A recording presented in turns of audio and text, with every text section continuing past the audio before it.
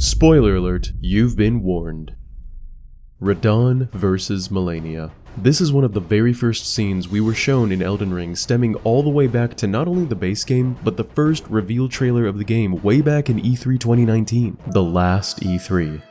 And they chose to showcase Malenia and Radahn fighting right off the bat for good reason too. I mean, both of the characters have killer, eye-catching designs, and I mean, everyone loves a good matchup of quick and nimble versus big and bulky. We even got an amazingly reanimated, even clearer look at the fight in the story trailer that was released in December of 2021. But once the game actually released, the legendary matchup became even more iconic as we discovered that the two duelists are actually siblings. Of course, for 80% of you watching this is just normal sibling behavior. But still, the more we discovered about the story of Elden Ring and these two characters' seemingly entirely separate narratives, we the community were stuck wondering why it was that they decided to clash steel with one another in such a climactic way. And we all could never really agree on a straight answer because it was left open-ended and vague like a lot of the other FromSoft games. Most people just assumed it was some sort of establishing dominance as the strongest warrior around fight, somehow related to conquering Leyndell. And then recently, when the Shadow of the Erdtree DLC came out, which was essentially a sequel to the game, the mystery deepened even further. As I'm sure you know by now, the stories of Malenia and Radahn were finally tied together by Miquella the Kind in a very confusing kind of way. See, we all know that Malenia swore loyalty to Miquella, as is evidenced by pretty much all of her actions and her title, the Blade of Miquella. But in the DLC, we discovered that Miquella actually chose Radahn to be his promised king consort upon becoming a god himself. So, if both demigods are allied with Miquella, with no other real interactions between themselves that we can see, why in the world did they decide to fight one another to the death? It just doesn't make much sense on its own and has fans now more divided than ever on why the fight happened. So I took it upon myself to read through every single mention or reference of Starscourge Radahn in the base game and DLC text dumps, including cut content, in the hopes that we could finally figure out the why behind their fight. Because this is what I like to do. For fun. Trust me, I know what grass feels like. I think I felt it once when I was a kid. Keep in mind though that if the answer to this subject were as simple as saying, hey look, it says right here that X equals Y and that's why they fought, everyone would agree on the matter. But as this is Elden Ring and things are purposefully left vague, this video will be a bit more speculative than usual, and you may very well still end up with your own interpretation that differs from mine, which I would love to hear about in the comments below. Anyway, before I explain what I believe the truth of the matter to be, let's first go over the prevalent train of thought that I disagree with in order to make sure everyone's on the same page. There are lots of fans that believe the notion that Radahn actually requested to be killed in honorable combat and made Miquella and Malenia vow to offer him a warrior's death in order to be resurrected as Miquella's promised consort, meaning that Radahn actually asked for and wanted this fight. The evidence for this line of thinking comes primarily from Miquella's dialogue at the end of the DLC. Miquella seems to imply very strongly that some sort of vow needed to be honored in order for Radahn to transition from promised consort to king consort. And after defeating them, we're even given a blatant cutscene that reinforces this notion where he says the following. Lord brother, I'm going to be a god. If we honor our part of the vow, promise me you'll be my consort. I'll make the world a gentler place. Assumedly, he's sitting here talking to Radahn, his lord brother, and the we he's referring to here would most likely be himself and his twin sister Malenia. It's not really up for debate that he's essentially making a deal with Radahn, promising to deliver on a vow of sorts in exchange for his brother's hand in consortship. This is the primary reason why people believe that Malenia needed to kill Radahn in order to fulfill their vow to him, which seems to be also evidenced by the fact that Radahn actually refuses to kill Malenia, when he even apparently had the upper hand in battle, no pun intended, when Malenia had to reattach her unalloyed gold arm. And then there's the fact that we now know what she whispered in his ear upon releasing the Scarlet Bloom. Miquella awaits thee, O promised consort. Which in other words might as well just be her saying, hey, we killed you like you asked, so now you gotta uphold your end of the deal and marry our brother.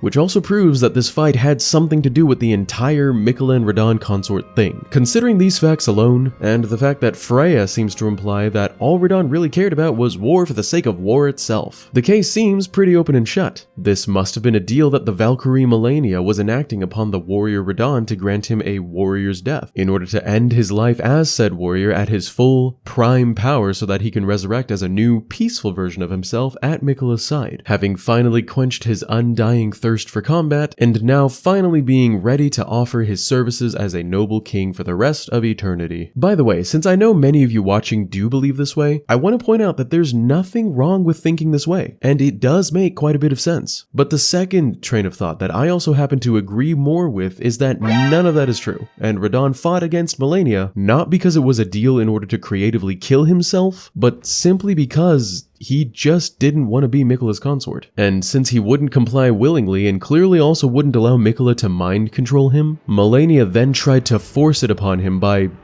committing death upon him, also known as murder, meaning Radahn did not ask for or want this fight, but he would defend himself if necessary. Let's explore the evidence we have for this train of thought, which stretches back to the lore of the base game as well. Radahn made several moves in his life that would strongly imply he was opposed to being subdued by anybody, even fate itself, which can be narrowed down to three main topics, each being more impactful than the last. For the first one, I'd like to take a deep dive into the gravity magic that Radahn mastered in his youth. It is said that he initially began to learn this magic from an alabaster lord in order to be able to be less strain on his sickly horse Leonard and continue riding him around because Leonard was actually the finest warhorse of them all. Just kidding, it's actually just because Radahn loved him too much to let him go. However, it seems that eventually Radahn's aspirations changed from simply accomplishing weight loss, and at some point in his youth he decided that he would continue studying gravity magic in order to subdue the very stars above. And more on why in just a bit. We have to ask the question, is there anything we know of that happened to Radahn earlier in his life that could have made him alter his goals in such a way? Well, yes actually. There was the entire promised consort meeting with Miquella. Now of course the timing of this meeting is speculative, but we do know that it happened in Miquella's childhood, which means it very well could have been in Radahn's youth, since we don't specifically know the age gap between them. This means that it's possible that Radahn elected to hold the stars in their position in order to halt the progression of his own fate, so that he would never be forced into a will that was not his own, be that consortship or death. As a reminder, the shooting stars of the night sky determine the fate of the Carian royal family, of which I'll remind you that Radahn is a prince. It's also possible that since we know not all of the stars were held back, Radahn held back only the shooting or falling stars in order to prevent more of those monsters from appearing across the lands between and laying waste to cities, like they did with the nameless Eternal City, but that's 100% speculation. The second topic actually came to me as I was combing through all the mentions and references of Radahn in the base game. I stumbled across a cut character named Redeemer Gilbert. Now, of course, cut content is always a bit weird to talk about, since it was cut from the game after all, and therefore the question has to be raised of whether or not it can be taken as accurate lore findings, which is a very fair question. But when it comes to Elden Ring cut content, specifically cut weapons or characters, we actually have reason to believe that they are in fact lore friendly, and were therefore cut for other, possibly narrative timing or gameplay reasons. The point for my case here would be another cut character named Reeling Rico, who never made it to the game but due to data mining his cut questline would have proven to us undeniably by the end of his quest that Saint Trina was in fact the same person as Miquella himself, which in the base game was always speculative, but as we all know by now is very much so true in the DLC, as Saint Trina is referred to blatantly as Miquella's other self that he cast aside. It's possible the developers cut Rico from the game because they wanted to save that particular lore reveal for the DLC, or maybe some other unknown gameplay related reason. But the point here is that Rico and his data mined dialogue were actually completely 100% lore accurate, even though they were cut. Now back to Redeemer Gilbert. This cut NPC was a man who was apparently a member of the also cut faction known as the Redeemers, who functioned kind of like the Assassin's Brotherhood from the hit game series Assassin's Creed, which peaked with Assassin's Creed Brotherhood in that they seemingly worshipped an entity or idea known as the God of Vengeance, and committed their purpose to running around carrying out deeds of vengeance, also known as murder, upon specific individuals whom the God of Vengeance was tasked with murdering. Unfortunately, nothing regarding his character model or quest specifics remain, but fortunately his audio files do remain. And not only does he sound extremely cool, but what he says about Radahn and Malenia is pretty revealing. I was thinking, Godric must have an idea about the vengeance sought by General Radahn, to whom I swore my oath. Godric's corpse will know what to do. that of all the grudges born of the shattering, Malenia the Rotted is the object of the most profound.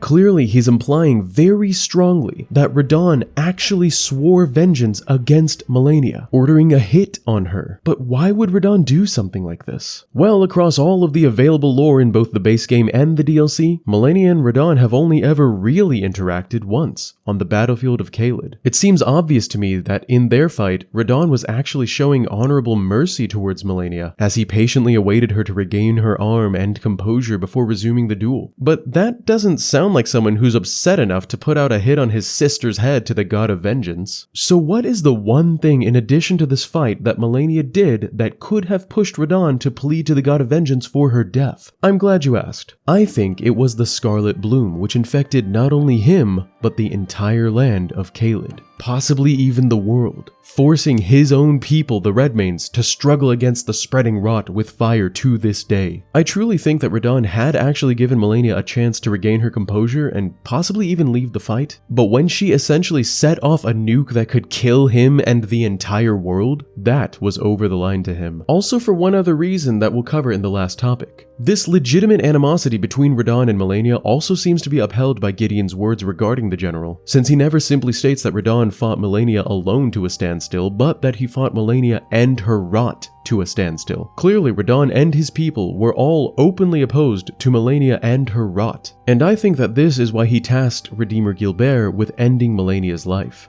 As a side note, and this doesn't really matter all that much, but I do find it interesting that this entire notion also flavors what Malenia whispered in Radahn's ear a bit differently. See, if Radahn had refused to go along with Miquella's request to be his king consort, which in turn resulted in Malenia either being sent or taking it upon herself to force Radahn into submission, then after she released the Scarlet Bloom and believed her victory to be secure, it's possible she said the words "Miquella awaits thee, O promised consort" out of her own pride, believing she had finally beaten the one combatant that had ever been able to stand up to her and possibly even defeat her. Because remember that right after this, Radahn either made her unconscious or she just fell unconscious on her own and had to be helplessly carried back to the Erdtree by her cleanrot knight Finley in an extreme act of heroism. Combining this with the fact that her words to the player tarnished when we first encounter her are, "Heed my words. I am Malenia, Blade of Miquella, and I have never known defeat." Knowing she was only alive and able to stand and face us in combat here by the mercy of the terrifying Radahn and the goodwill of Knight Finley proves, I think, that she's got a good bit of pride in her personality, which might have even influenced her decision to nuke Caelid, simply to achieve victory. In that moment, not necessarily for Miquella, but for herself. But enough about Malenia's possible pride problem. The final topic that I think proves Malenia was trying to kill Radahn forcefully would ironically stem from the words of the somewhat clueless Redmane Freya, who you would initially think is proving that Radahn might have wanted to be resurrected into eternal war, but in actuality, is quite the opposite. See, after Freya was told that the spirit of Radahn is going to be resurrected by Miquella into Mohg's dead body, she does say that endless war would invigorate his soul, which already implies she doesn't have a proper understanding of the gentle world that Miquella was trying to create, which would not include endless war. But before she says this, she also acknowledges that this resurrection would negate the impact of Radahn's honorable death, and that this would pain an old man named Jaren. This is an actual reference to Castellan Jaren from the base game, who straight up made a vow with Radahn at the request of Radahn to give him an honorable death. This is the very reason why he heads up the Radahn festival in order to deliver just that, since a death by Malenia's scarlet rot is anything but honorable, and Miquella's plan to resurrect Radahn's soul renders the entire Radahn festival and honorable death completely pointless, further implying, based on Radahn's own lore, that he did not wish to be murdered and then have his other brother Mohg murdered and then be resurrected into his other brother Mohg's murdered body in order to be his other brother Miquella's king. So to recap, because of these three major topics, Radahn's gravity magic intentions halting his own fate, the hit he placed on Malenia with the god of vengeance,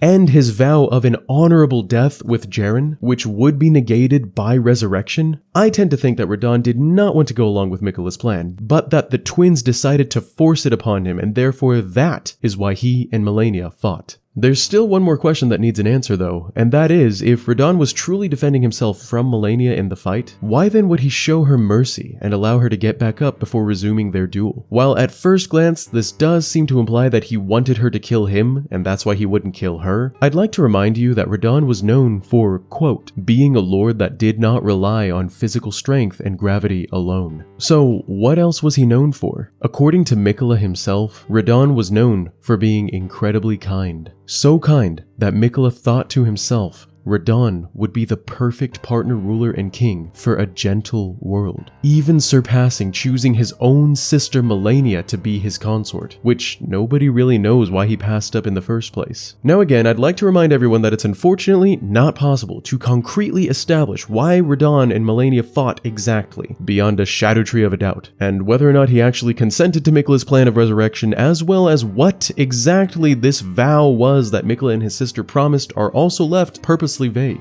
But in explaining the related lore behind Radahn's character in the video, I hope that you have come to understand the situation better than you previously did, regardless of what conclusion you've personally come to. I do want to quickly acknowledge one other possibility, which is that Radahn initially did agree to Miquella's deal and then his mind was changed at some point, but the possibilities for why specifically that might have happened are extremely numerous, so I digress. What do you think though? Did Miquella vow to have Malenia kill Radahn in combat at the request of Radahn, granting him a warrior's death before resurrecting as Miquella's king consort? Or, due to what we've seen from Radahn's past lore, did Radahn object to the plan and somehow dodge Miquella's mind control powers, leading Malenia to decide to force him into consortship? Let me know what you personally believe in the comments below, and thank you so much for watching. This was a part explanation, part discussion / argument video, so I'm very interested in hearing your feedback on this kind of format. Please consider leaving a like on this video if you enjoyed it, or at least my efforts into making it, and subscribe if you haven't already for much more gaming lore and discussions to come. You all have already helped the channel soar past 300,000 subscribers, which is so amazing, and I'm eternally grateful, but let's see how far we can go. You can always unsubscribe later if I lose my touch. Huge thanks as always to my bandit crew who make my day every day and are the reason I continue on making the content I do. That's all I've got for this one, so as always, this is Bandit, looking forward to seeing you next time, and signing out. Peace!